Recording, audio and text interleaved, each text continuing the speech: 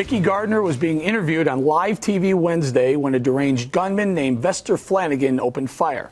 The reporter and cameraman with her were killed, but she survived and remembers everything. Here's what she told her husband. She just dove to the ground, curled up in a ball, and he shot her while she was on the ground. And then she just laid there because she was, she heard the gun click, and then she didn't hear anything for a long time. She was afraid he was standing over her still. Remarkably, Tim Gardner says his wife was able to get up and walk to the ambulance after being shot in the back. She had a kidney and part of her colon removed, but is going to be okay. The president and other Democrats have used the shooting as another example to push for gun control. Gardner's husband doesn't blame the gun. Here's what he told Fox News. If he hadn't had a gun, he'd have had a knife or he'd had a machete. He was bound and determined to try to make a name for himself on live TV because he'd failed at it so many times. So no, I don't blame the gun. I blame the guy that was holding the gun. And the father of Allison Parker addressed reporters today. He says he's going to fight to tighten gun laws, but insists the effort isn't going to take away the Second Amendment rights. We're not trying to take people's guns away. All we want to do is keep crazy people from getting guns. And there's got to be a way to do it. All right, we'll go to you, Katie, first. You wrote books on guns. Your thoughts on both of these gentlemen? Well, the good news is that there are ways to prevent mentally ill people from getting guns. Virginia is one of those places where if someone is put into the mental health system and their information is then put into the FBI background check system, they are ineligible to buy a gun. Now, in this case, despite the mental health problems that this killer had, and the station did their job in saying you need to go to this mental health institution, you need to get some help. He did. He wasn't legally adjudicated with a mental health problem, so it wasn't on his record. There was nothing in his record that indicated he was ineligible to buy a firearm. He passed the background check that all of these people have been advocating for this week. He purchased a very basic 9mm Glock pistol standard capacity firearm. And so when you look at what's been said, specifically by politicians, Terry McAuliffe, Virginia governor, for example, he implied this week that Virginia just doesn't have background checks at all, and it's irresponsibly false. Not only do you have to pass a background check, you also have to provide two forms of identification. They say here in New York that most guns in New York are coming from Virginia. One final point.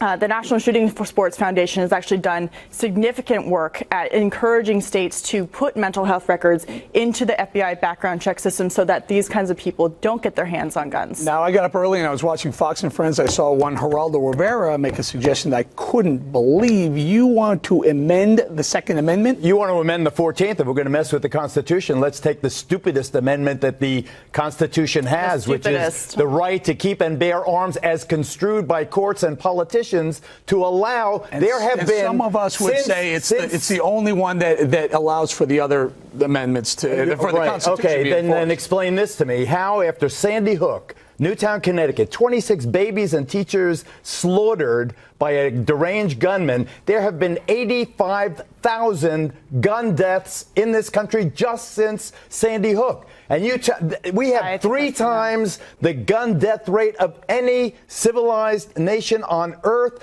3 times more than Turkey. I mean, what the hell? At some point, we have to recognize. I'm glad you asked. I'm glad you asked. Let's take off the table. You won't amend the 14th, and I won't amend the 2nd. But first of all, I didn't even bring up the 14th, nor do I have an opinion on the 14th. Can we get back to this?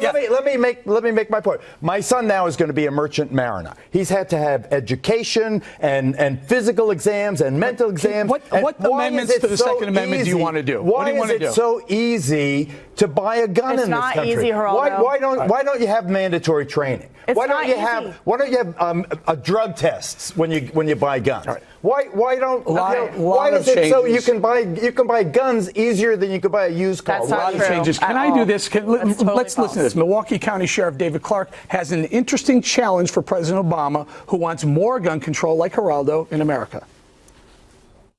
Here's my challenge to the President of the United States. If you think this is so easy, forego your Secret Service protection for you, for the First Lady, and your children. Good luck. And see what it's like to have to fend for yourself. And then we'll sit down and have a conversation so you know what we here at ground level have to deal with on a daily basis in terms of self-defense. I am done asking people in my community to outsource their personal safety to the government. Greg, this is something you've been saying for a long time. All these gun rights. That was reckless and irresponsible. I'm telling you right now, that man should be ashamed of himself. Let somebody else talk. The president of the United States is going to forego his I mean, please, can we put that on the air as if this is a responsible law enforcement official? He is elected by his people, by the way. Greg, please. The floor is yours. There's a lot of dishonesty going on coming specifically from Geraldo. When you look at the statistics, and you know this as well as Katie, say the Washington Post will say that they're averaging more than one mass shooting per day. What they do is the overwhelming statistics are gang shootings because they know that gang shootings will not get the headlines. So what they say, suicides. No.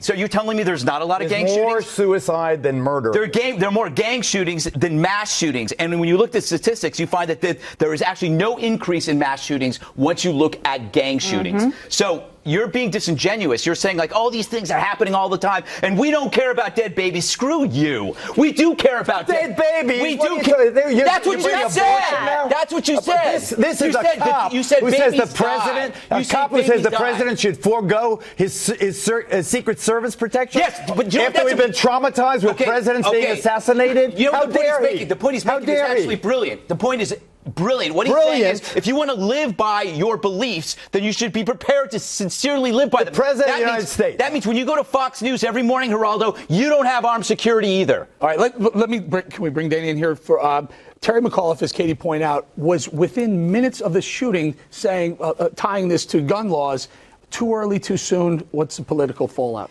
Well, I think that a lot of this is all unhelpful because it doesn't get to the root problem, which is that he was obviously a mentally ill person. He was not diagnosed. His family couldn't get him help, and then he snapped. And so that is actually the common denominator in a lot of the mass shootings or in the cold-blooded ones that we see.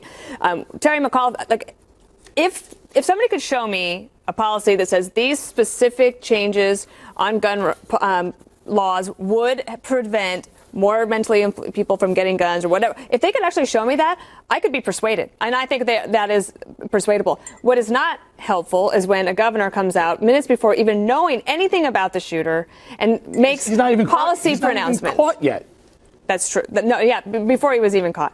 Because that's where he goes. It's actually, they think that it's easier to deal with the gun problem than it is to deal with the mental health problem. And guess what?